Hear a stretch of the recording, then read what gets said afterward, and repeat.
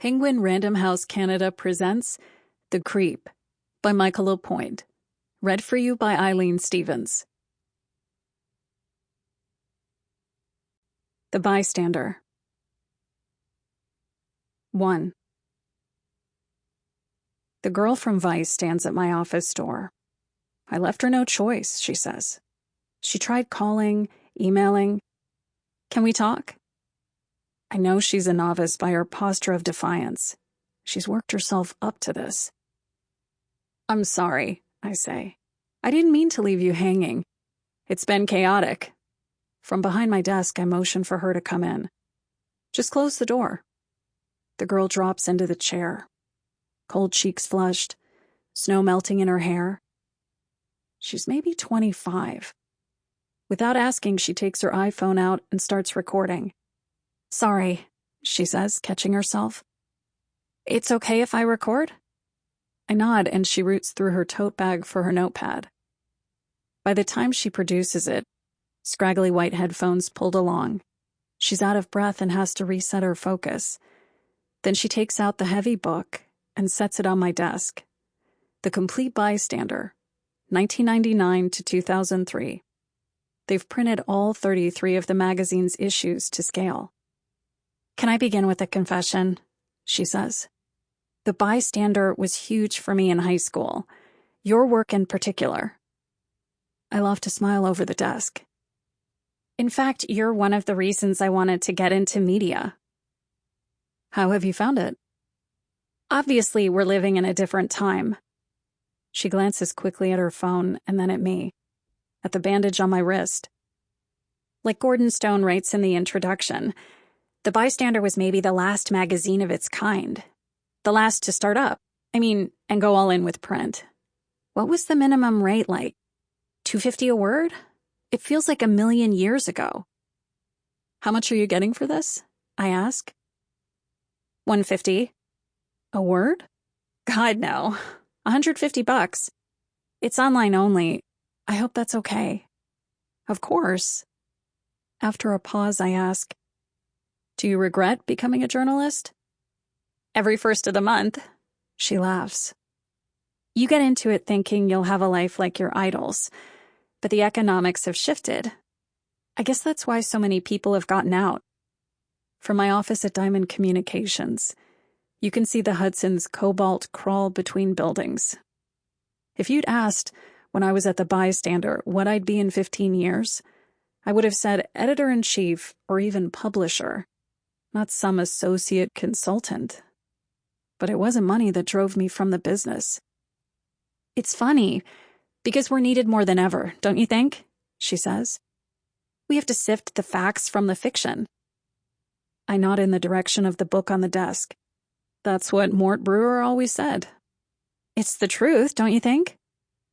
I wish I could talk about my years at the Bystander, my last in journalism, with such pride and self-importance, like some grand old dame of media. But I can only think of all the people I failed, all the dead. The girl opens the Complete Bystander and begins asking about my pieces.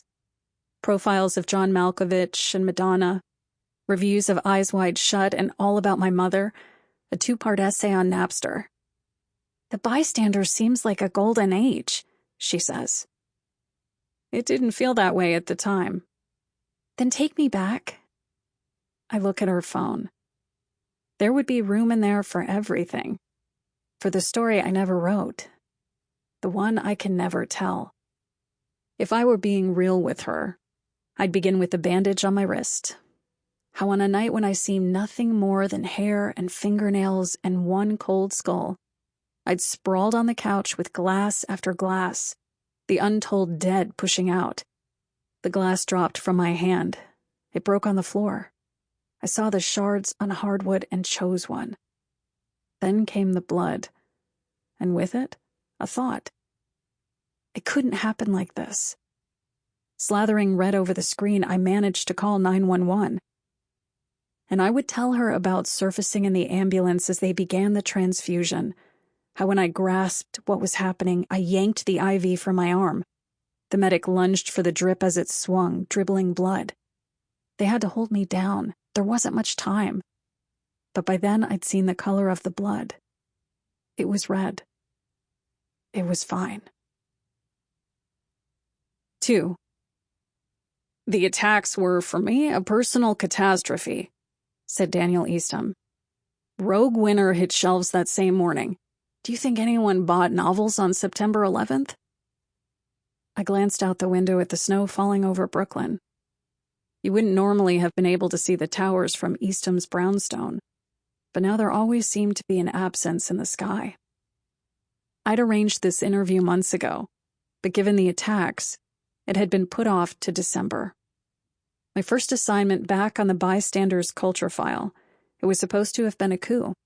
At 37, Eastham was the youngest, most adroitly aloof member of an exciting generation of New York novelists, and Rogue Winter, a 900-page postmodern comedy set several years in the future, was positioned to be his grand affirmation. But then, in just a single morning, it became clear that 2003 wouldn't be like his version at all. The America he'd purported to capture had changed, and none of the jokes were funny anymore. Eastham reached for his glass of red wine and said, "No one's reading fiction right now, let alone author profiles." In the days immediately after the attacks, it had been all hands on deck at the magazine to cover the only story that mattered. With bridges and tunnels closed, we needed everyone on the streets reporting, including me, a culture writer. At first I panicked at the thought of asking people to describe what they'd seen. Who was missing? I hadn't done much hard reporting since my early days in Seattle. But once I entered the stream of events, I felt this other energy. The world around me crackled. True stories were everywhere. There was always someone rousing from their daze with a fresh account, using the presence of a journalist to reconstruct the catastrophe, pin it down with words. The pit still steaming downtown. I was a witness to history unadulterated. I never got started with alcohol when I still had reading and writing to do, but Eastham poured more wine for himself and said, "Maybe a book like Rogue Winter has to be sacrificed for the towers to be redeemed." I squinted at his overreach. But this is what people were capable of in their ill-fitting new sincerity. I understood the need to get serious. Ever since reporting on the attacks, I felt it every day at the Bystander. I wanted to get out of the culture file, into the rush. "Please," Eastham added, with a frightened glance at the recorder, "don't print that." I went to the Bystander office in Chelsea to transcribe the tape and type up my notes. The freight elevator opened, and though it was late, I saw my colleagues still working to put the issue to bed before the winter holidays. I greeted Ross Briggs, back from covering Enron in Houston, and Ben Hassan, making a rare cameo from his usual perch in Washington.